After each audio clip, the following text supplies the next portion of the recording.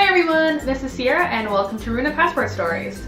So for those that don't know, I am currently working towards teaching English in South Korea, and I needed to earn my TESOL certificate in order to do that.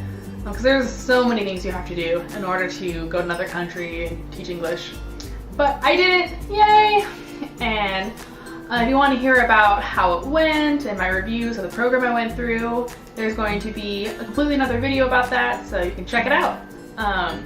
This video is going to be about my experience in the California Bay Area, which is where I completed the certificate. And I had a lot of fun and I want to share it with you guys today. So, enjoy! I found this cool ice cream place called John's Ice Cream. You can find it by getting off at the downtown Berkeley BART station and then taking a left when exiting the station. The shop is less than a block away.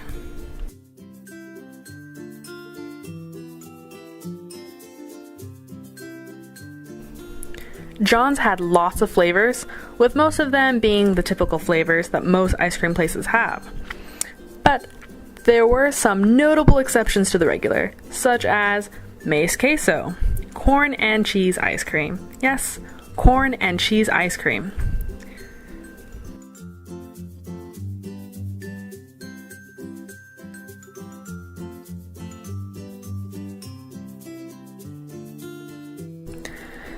After I chose my ice cream, which was not an easy decision, I decided to walk to the University of California, Berkeley, and I found a nice bench to sit on so that I could eat my ice cream.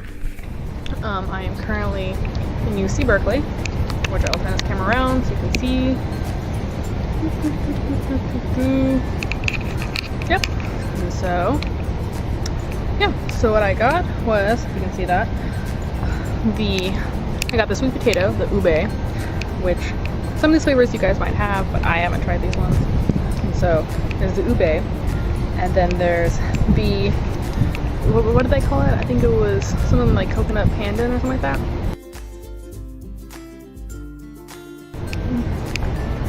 The coconut one, I mean, you taste the coconut, there's actually these big chunks of coconut in it that are chewy, but it doesn't taste the same as coconut.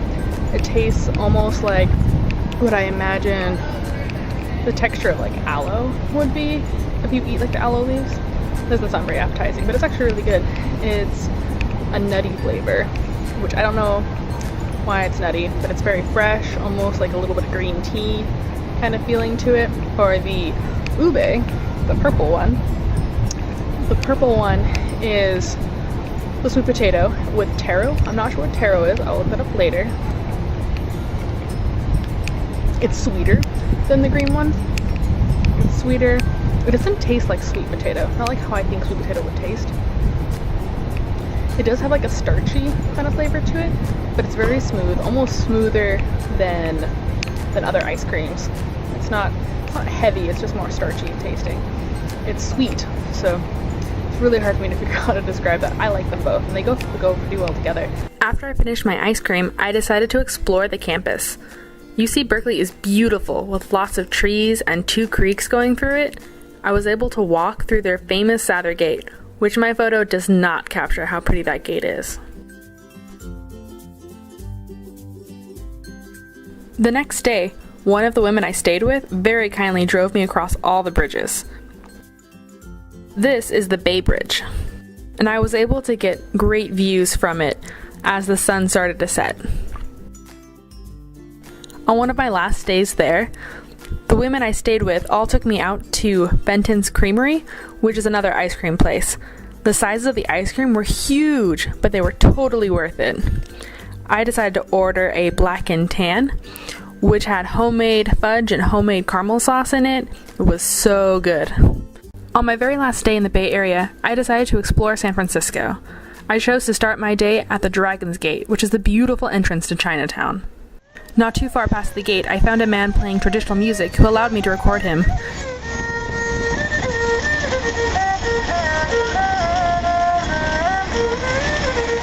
Chinatown was a fun mixture of both Eastern and Western cultures.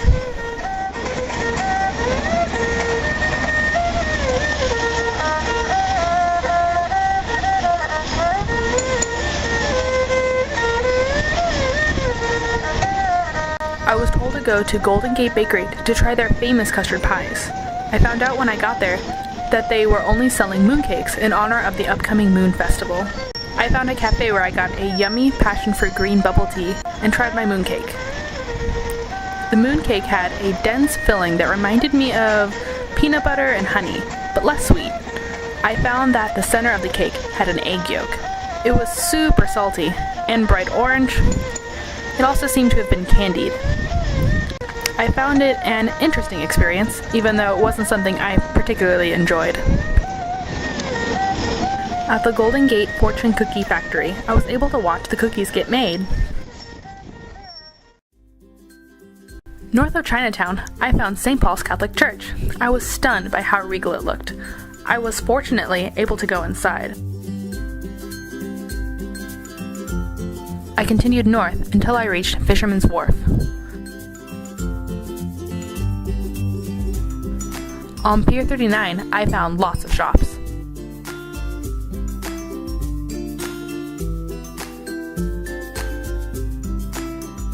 I even found a carousel. There was a large group of seals residing at Fisherman's Wharf, and they were quite funny to watch.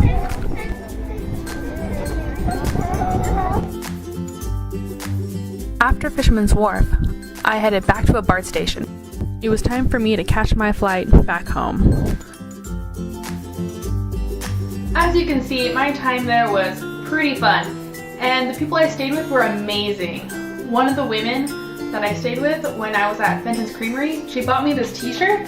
You guys can see it says Fenton's Creamery on it. And her grandson who went with us, he colored this cute little Fenton's Creamery hat and he gave it to me. It was so sweet. And so I think it makes me pretty cute, don't you think? But yeah, and so there was just so much ice cream, so much new food, so many experiences, and it was great. Fun fact. Do you remember at the end of Pixar's Up when they go to an ice cream shop? Well, that ice cream shop is actually based on Fenton's Creamery that I went to, and so that was super cool. So I hope you liked this video, and if you want to watch more and follow my journey as I go to South Korea, just subscribe or like below, or if you're not into that, you can just watch. And yeah, I hope you all have a great day, and bye! Many steps that I need to accomplish is to get a TESOL certificate. And I did that in... Okay.